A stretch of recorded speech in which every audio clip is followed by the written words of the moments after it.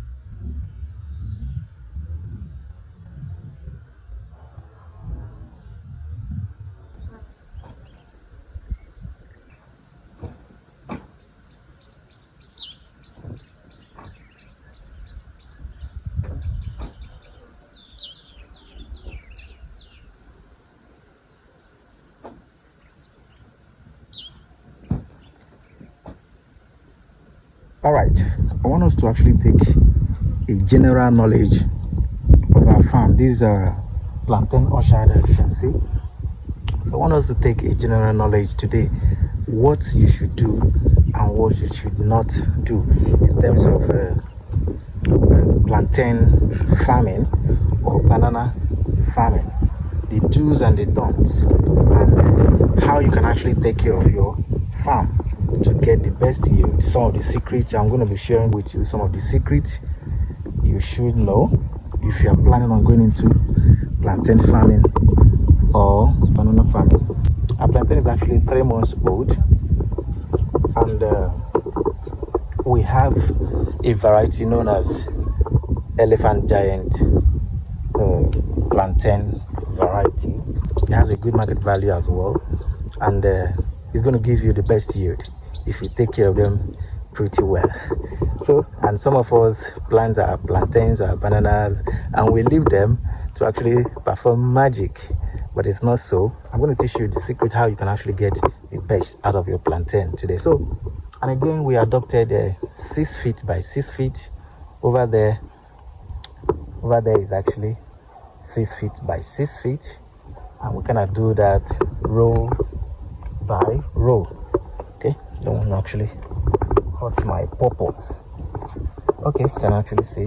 All right, let me show you something you must understand. The last time I talked about some of the secrets, why some of the secrets you should adopt to actually get the best yield from your plantain. We talked about pruning, we talked about manure application, we talked about irrigation. What else did we talk about? We talked about weeding. If you look close, you see that our plantain farm is pretty neat. So weeding is not what we joke with, because this is one of the secrets to getting the best yield, or having your plantain or your farm performing very well. So when they're competing with weeds, they don't get the best, they don't give you the best actually. So again, is we're going to be looking at the suckering. What do we mean by the suckering? If you look closely here, you see that we have about 2 suckers emerging from this young mother plant, but it is not ideal to actually leave your young plantain or young banana with these suckers. So we are going to get rid of these suckers, because they are going to be sharing the nutrients which the mother plant, of course, you know, is quite young. This is about 3 months old, or 2 to 3 months old. So it's not ideal to actually allow these suckers to grow with their mothers, because they are going to share the nutrient which they are required to actually give you the best yield. I think over here we have another one. You can look over there, you see the one emerging over there. So at 3 months, our plantains are already giving us young suckers.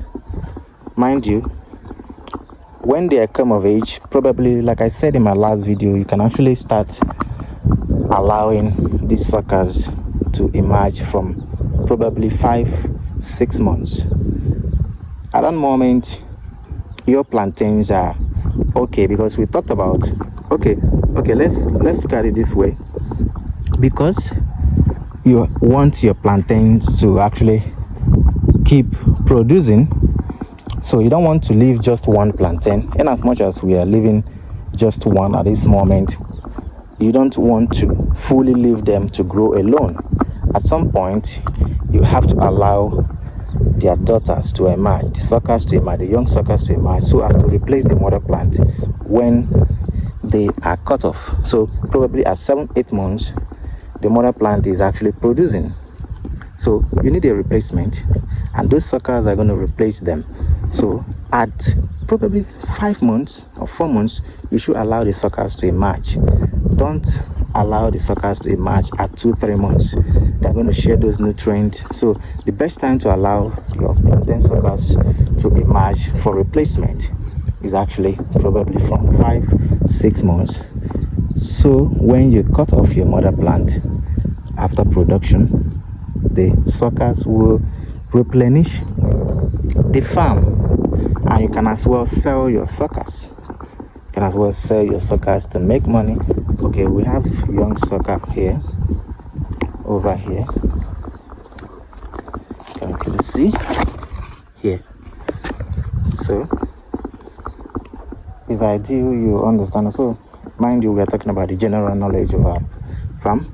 So again, we looked at pruning. So, and I said this is not the best time to prune. This is not the best time to prune.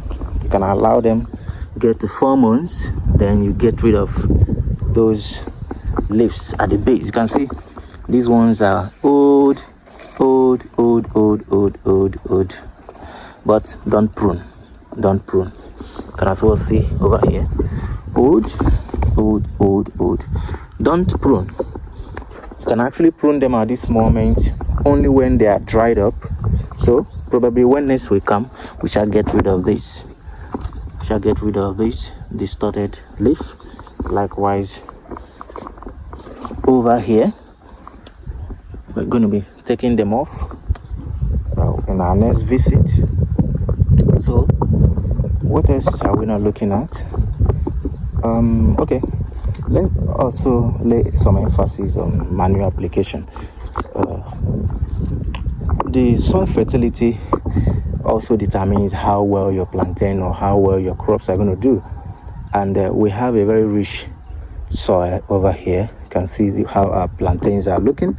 They're looking quite yummy and fleshy. So in as much as we have quality soil, we also apply manure to help them in terms of production. So some of the nutrients the plantain requires, elements like nitrogen, potassium, phosphorus, a little bit of calcium, magnesium, and all that. It's contained in those manure, in as much as they're also contained in the soil. But you need a good number of them, a good quantity, to actually help your farm in terms of production. All right, so here we have our organic manure, cow dung manure, mixed with some of the plant materials which we got from weeding. So you see, when we weed, we apply and mix up the organic manure with our plant materials, so as to actually boost the quality. So here is our compost. So you can actually see our pawpaw. These are pawpaw over here. You can see them. You can actually see them. Here, they're lined up over here. So if you want to, like I said, if you want to get the best of your farm, you must be very, very careful in terms of caregiving to your farm. So we don't joke with over here. Okay, let me introduce over there. Even though we're here to weed our banana section, here is our plantain section. Then over here, let's get to that point. Over here is our banana section. So very weedy at the moment. So you can see that's a row. You can see the row from here to that edge. Then it covers it. You can actually see these ones. But we are still yet to weed. So in our next visit, we shall be clearing up this weed, so as to have the best of our farm. Over here is our sauce-up, and we have here is our proposed site for our chicken coop. So our chicken coop is going to be here in between our plantain orchard and our banana orchard over here. So we're going to establish a chicken coop so as to utilize not just the meat, but we're also going to utilize the manure coming from the chicken droppings to actually fertilize our farm. So guys, if you're joining our channel for the first time, this is Stagro Farms. So this is our plantain section, over there is our banana section, and over here, so here is our fruit tree orchard. Let me introduce you to our fruit tree orchard. So this is a different section. I just came into a different section. Here is our plantain. So here, so from this edge is a different section. These are Awari Sasuma Mandarin over here. So these are red banana. So these are red banana variety. So from here is our fruit tree orchard down to that point. So from this place, so we're gonna give it an edge. This is a wall. From this wall over here, our fruit tree orchard over here is just plantain and banana orchard. So our coconut is over here. You can actually see nice variety. Probably should be giving us fruit by the 3rd or 4th year. So here we have our sugar apple. Our sugar apple over here.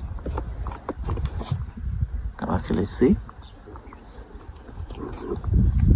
So over here we have our sasa. Here is our sasa, quite young. And over here is our pink pomegranate. Our pink pomegranate over here. So kind of growing very fast, growing pretty well, quite Good over here. And over here is our guava. Nice variety as well. A young guava over here. So then here we have, so even though we're still establishing our farm, it's not fully established. We are putting here and there things here and there, and then here is our mulberry. Here is our mulberry. It's our mulberry plant. Over here, our mulberry plant. So hopefully it should be giving us fruit for the next couple of months. Hopefully we're gonna be eating our berries from there. Okay, let's get over there. So we have other fruit trees around there. So equally here we have our soursop. Our soursop here. Here is our Eureka lemon. Eureka lemon over here. We established this a couple of days ago. Here is also our soursop. Our soursop over here, doing pretty well. So over here we have our mandarin, orange. We have another orange here, a Satsuma orange. And over here we have our custard apple. Here is our custard apple. So pretty well growing. Kind of planted. There's a couple of days planted it together with the Eureka lemon over there. Yeah. So over here, that's the wall. That's our plantain orchard over there. That's the wall. This plantain orchard. This is our banana orchard as well. So here is our fruit tree orchard. Our fruit tree orchard. All right. So over here we have our cassava. This is a good variety. A good variety. This produces quite a massive tuber of variety of cassava. So we kind of have them in a section over here, over there, down to the last wall over there, and we equally planted them together with pawpaw seedlings. You can actually see pawpaw seedlings over here. There's another one over there, and over here. So why do we have pawpaw seedlings? Because we're going to establish goat pen here, and also a chicken coop. I'm here in Nigeria, in southeastern Nigeria. Our goats over here, they enjoy the pawpaw leaves and the pawpaw fruit as well together. Likewise, our chickens over here, so we feed them with pawpaw, and the pawpaw leaves are quite medicinal to the chicken over here. So it also can be used as herb, also can be used to actually prevent some sicknesses that can actually affect our chickens. So we're going to feed the pawpaw to our goats and our chickens. All right. Okay guys, I kind of noticed I have a watermelon growing in my farm. I didn't plant it. Probably it came with my manure. So in this farm I have goat pellets and cow dung. So supposedly I think it came from my goat pellets, because probably someone ate watermelon and gave to the goats, which probably they didn't eat, and we had to pack them as manure for our plantain. And then you can see over here we have our watermelon growing. I'm gonna leave it until it matures. So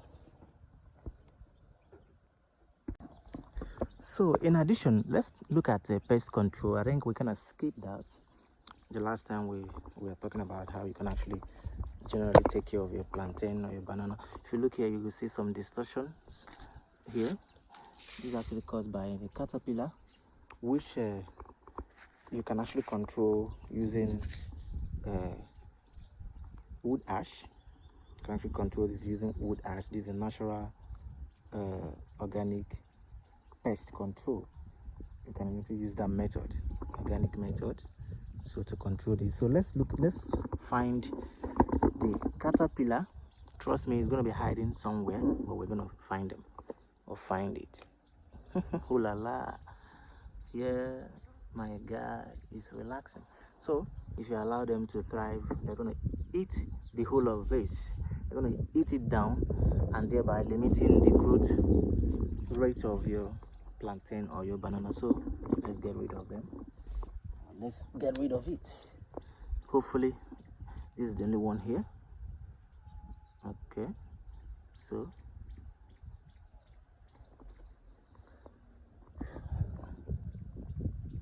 yes, so let's allow this to emerge. Let's kind of open them up. Let's kind of open them up very well.